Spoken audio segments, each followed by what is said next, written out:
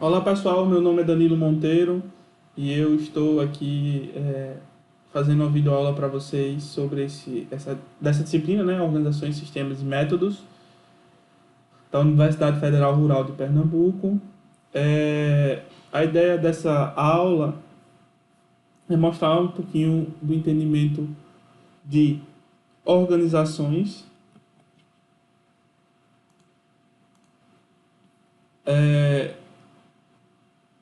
por exemplo, definir o que é a organização de suas escolas e um pouco também de gestão de processos, o que é um processo, o que é gestão de processo, quais são suas etapas para preparar o processo. Vale lembrar que esse material é um material auxiliar. Então, a professora enviou uma apostila para vocês, enviou um outro slide para vocês. A gente vai ter uma conversa bem rápida sobre isso, só para mostrar alguns pontos que eu acredito que sejam relevantes para vocês e para a prova de vocês também, né? Então vamos lá, a gente vai começar essa apresentação falando um pouco de organizações, né?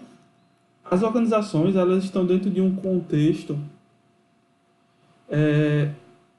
em que cada vez mais as organizações precisam uma da outra. Por exemplo, o exemplo que ele dá na apostila é que desde que você nasce, você está dentro de uma organização como um hospital, você cresce dentro de uma organização como uma escola, uma faculdade, você trabalha em uma organização. Então, essas organizações estão na vida do ser humano desde o seu início, lá como um bebê, e elas estão, de certo modo, interligadas. Então, se você tem uma organização, você precisa comprar insumos, você precisa vender, e você precisa cuidar dos seus problemas jurídicos, e você precisa de outras organizações para fazer algumas dessas coisas. Por exemplo, você precisa transportar o seu produto, então você precisa de uma organização para transportar isso. Mesmo que você tenha o transporte seja dentro da sua empresa, você precisou de uma organização para criar o carro, para criar o caminhão, para transportar o seu produto. Então você precisa ter outras organizações ao seu redor. Então eu costumo pensar também, uma coisa que vale salientar, é que uma organização é como uma pessoa, que é justamente aquela ideia do CNPJ e do CPF. As pessoas, elas precisam de outras para continuar a existir. Não tem como você ter uma pessoa sozinha que não precisa de ninguém, de nada. Ela terá extrema dificuldade de existir, inclusive. Então vamos lá.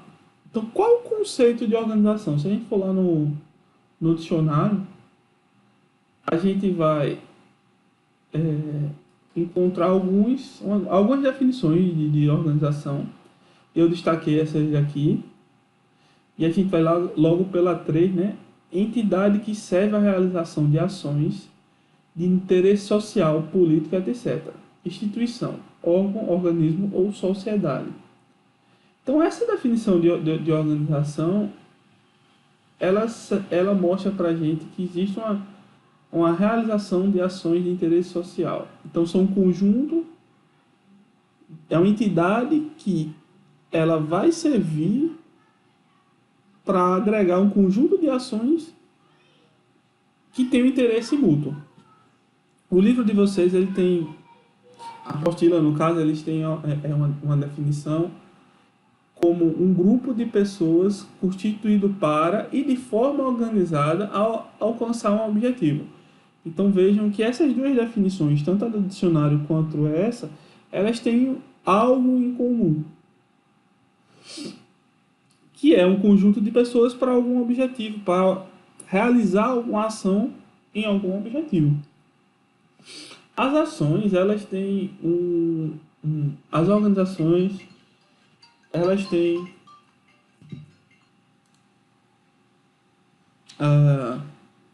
então assim, esse quadro aqui mostra pra gente,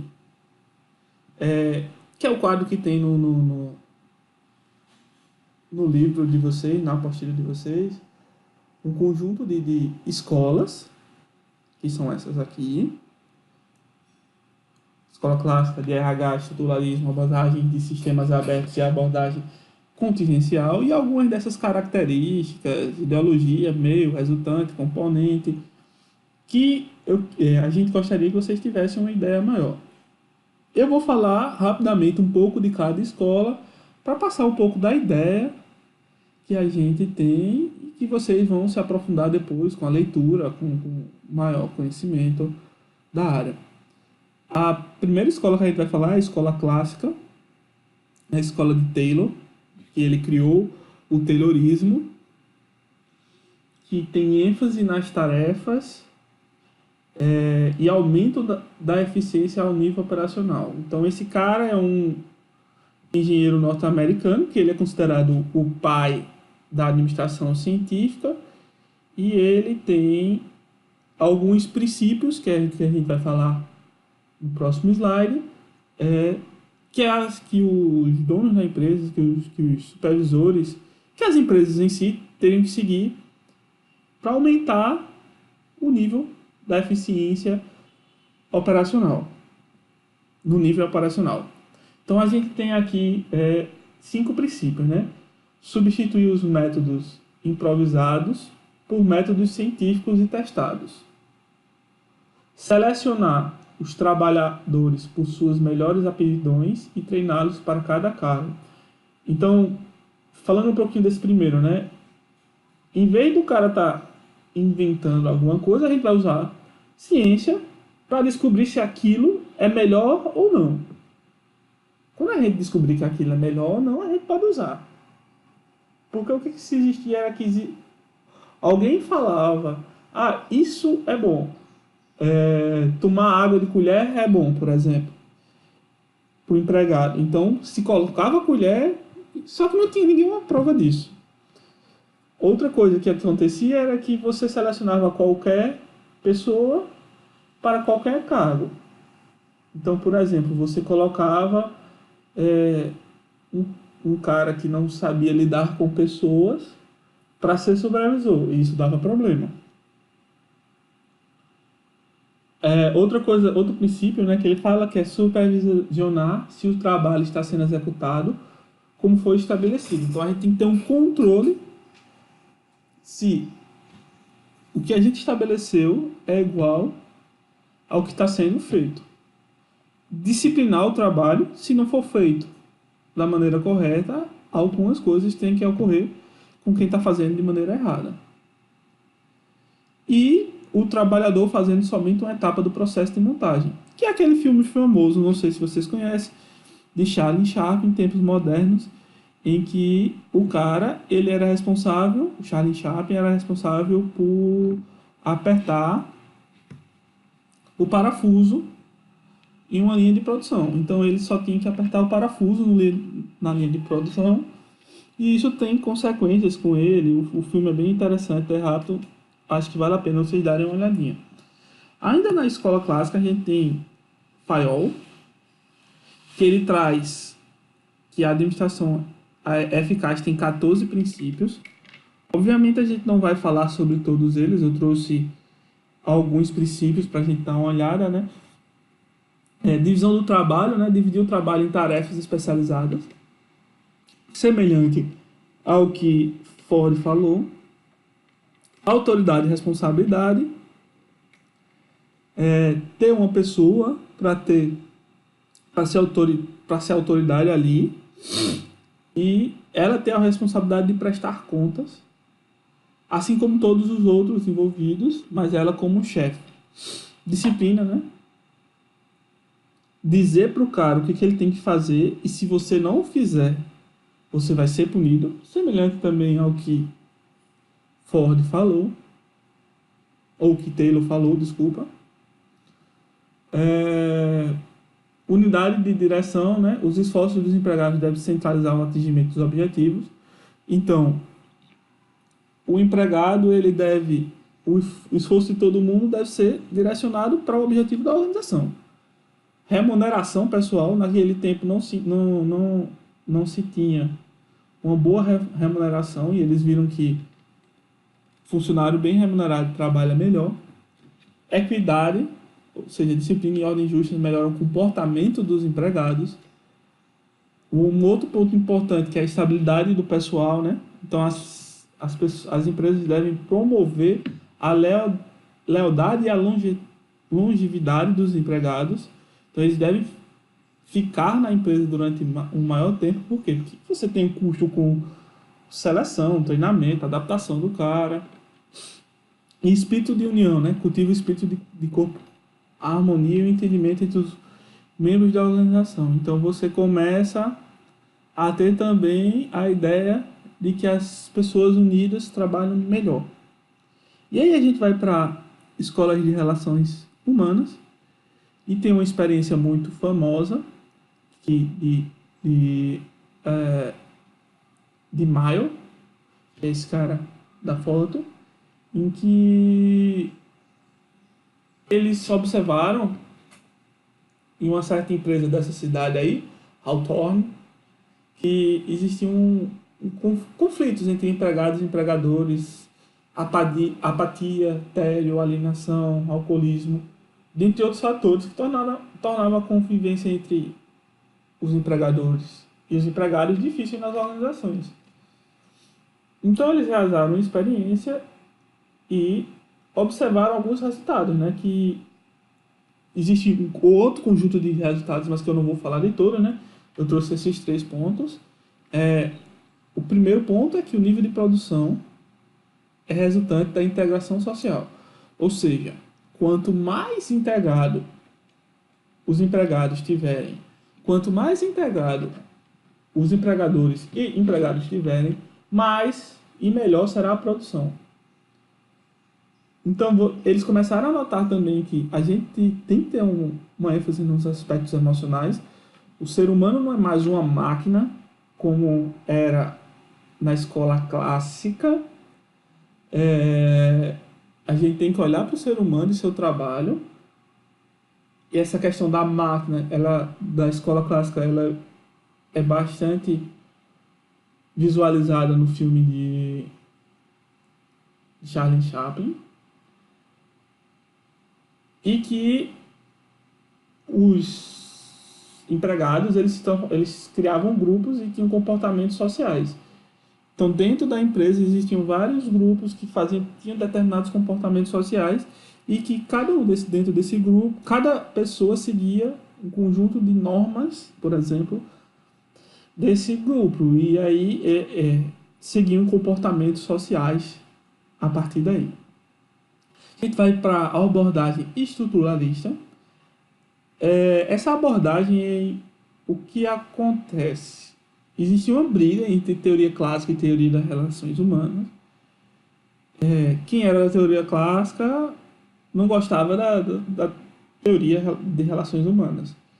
Só que existia uma galera que achava que existia pontos positivos na teoria clássica, existia pontos negativos na teoria das relações humanas. E existia pontos positivos na teoria das relações humanas e existia pontos negativos na teoria clássica. Então, por que a gente não pode pegar o melhor de cada um e formar uma nova teoria? Então, foi esse pessoal, ele juntou o melhor de cada um e tentou formar uma nova teoria, uma nova abordagem. E um dos pontos importantes é que eles buscam relacionar as organizações com o seu ambiente externo, que é a sociedade maior, ou seja, a sociedade das organizações. Então, aqui se começa a olhar que existe uma relação da sociedade em que a empresa está inserida com a empresa, com a organização. Se a gente não levar isso em consideração, a gente vai ter resultados errados na organização. Uma outra abordagem é a abordagem de sistemas abertos. É, E aí você via como uma grande questão é que a teoria clássica ela não aceitava muito o, o ambiente externo da organização. E aí veio essa teoria mostrando que ela é um sistema aberto, que a organização é um sistema aberto, que se relaciona com todos os outros ambientes. Então você tem entradas, você tem saídas, você tem processos, e dentro disso aí tudo, você vai ter uma organização, e a organização precisa de de outras organizações para sobreviver. A gente vai falar também rapidamente da teoria da abordagem contingencial, né, que enfatiza que não há nada de absoluto nas organizações ou na teoria administrativa. Tudo é relativo, tudo depende. O que ele quer dizer aqui? É que nada que eu fiz na minha organização tem certeza que vai servir para a sua organização, mesmo elas sendo organizações semelhantes. Então, por exemplo, eu tenho empresa de refrigerante, você tem empresa de refrigerante. Eu fiz alguma coisa que aumentou minha produção. Isso não significa que se eu fizer a mesma coisa, aumente a sua produção. Isso significa que existe uma grande probabilidade, mas não é certeza. Tudo é relativo, tudo depende. Então, aqui a gente tem uma definição de Cavinato, que as empresas bem-sucedidas são aquelas que conseguem adaptar-se adequadamente às demandas ambientais. Então, a gente tem um ambiente externo que faz demandas, e as empresas bem-sucedidas são aquelas que conseguem se adaptar a essas situações. E aí ele tem dois tipos, ele classifica as organizações, né, em dois tipos, né? Mecanicistas ou mecanistas e orgânicas. A mecanistas tem uma estrutura burocratizada, cargos ocupados por especialistas, centralização das decisões, hierarquia de autoridade rígida, sistema rígido de controle. Se você parar para olhar um pouco, isso é semelhante ao nosso processo de desenvolvimento cascata, né? Então a gente tem uma certa burocracia, você tem especialistas para determinadas profissões, para determinadas funções, centralização das decisões, hierarquia de autoridade. E aí você tem um sistema rígido de controle, documentação, tudo isso faz parte, sim, do nosso método tradicional, né, o método cascata. E aí a gente vai para organizações orgânicas, que elas são muito semelhantes às organizações que utilizam métodos ágeis realmente. Então a gente tem uma estrutura organizacional flexível e adaptável, os cargos são continuamente modificados e redefinidos, uma descentralização das decisões, ou seja, as pessoas, por exemplo, da equipe, elas podem decidir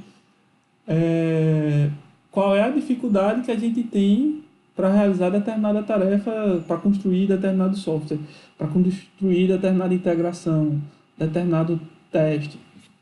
Uma hierarquia flexível, então todo mundo lá na teoria todo mundo é igual. A gente tem alguns líderes, mas até mesmo os líderes eles estão no mesmo nível, eles só são os facilitadores em métodos ágeis. Maior confiabilidade nas comunicações informais, predomínio da interação lateral e horizontal, ênfase nos princípios do bom relacionamento humano. Então, existe uma relação natural dos tipos de sistemas mecanistas sobrevivem em ambientes imutáveis e estáveis, ou seja, se a gente for trazer para o nosso lado, ambientes que não têm uma grande variabilidade de requisitos. Se a gente tem um conjunto de requisitos estáveis que não vão mudar muito, por exemplo, NASA, pode ser que utilizar esse tipo de método seja interessante para a NASA, porque os requisitos dela não deveriam estar mudando tanto, né? Agora, se a gente vive em um sistema que precisa de muita adaptação, mudança, que os requisitos mudam constantemente, então sistemas orgânicos eles são bem mais interessantes. Vai falar agora também um pouco de gestão de processos. Então, a gente primeiro precisa definir o que é um processo. Se a gente for no dicionário, a gente tem um conjunto de definições, né? Por exemplo, ação contínua realizada ação continuada realizada contínua e prolongada de alguma atividade. Sequência contínua de fatos ou operações que apresentam certa unidade. Modo de fazer alguma coisa, método, maneira, procedimento. Se a gente for para a definição um pouco mais formal, né? Em administração de empresas, o processo é a sequência de atividades realizadas na geração de um resultado para o cliente, desde o início do pedido até a entrega do produto.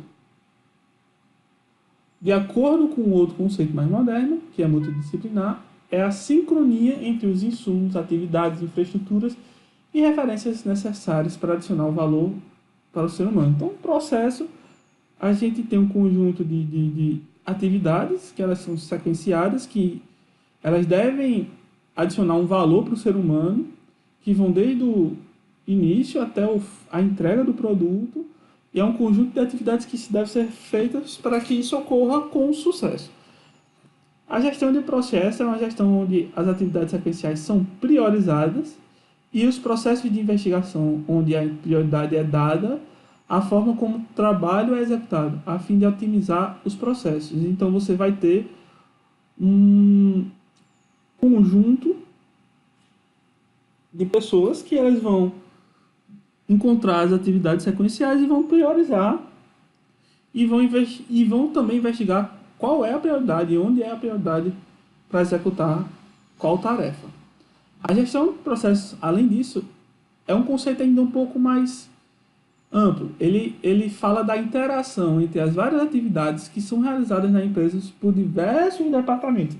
Então, a gente está olhando para os departamentos das nossas empresas. Trata-se de um conceito que une a gestão de negócio com a tecnologia de informação para otimizar os resultados de uma organização. E ele tem como objetivo assegurar a fluidez do processo e manter os limites de decisões dentro dos princípios que não permitam a ineficiência e a ineficácia de todo o processo. Então, a gente está com o objetivo aqui da gestão do processo, que é olhar para os processos, saber quais são que a gente deve priorizar, fazer com que esses processos ocorram de maneira fluida, para que a gente atinja os objetivos da organização e os objetivos dos clientes também, né? Satisfação, venda, vender mais, enfim. E aí, como objetivo secundário, é identificar a utilidade de cada etapa do processo, verificar as vantagens em alterar a sequência, adequar as operações e identificar as necessidades de treinamento. Se a gente está vendo que esse processo está ruim, a gente precisa treinar para que ele ocorra de maneira mais adequada. E aí a gente tem um conjunto de etapas para a preparação do processo, né? Se a gente olhar para a projeção da missão da equipe, a gente vai garantir os esforços despendidos pelas equipes para que elas atendam às expectativas geradas. Isso é importante porque vai garantir ou vai buscar que a implementação dos processos sejam pontos positivos para a organização. O segundo ponto é a revisão do macrofluxo operacional do processo.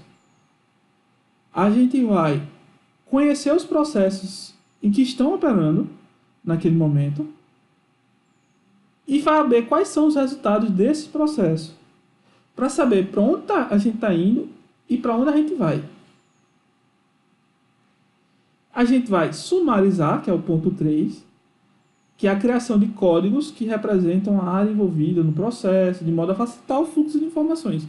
A gente vai tentar fazer com que cada processo ele seja adequado para o tipo de área e aí em um posterior a gente consiga analisar de maneira mais fácil esse processo.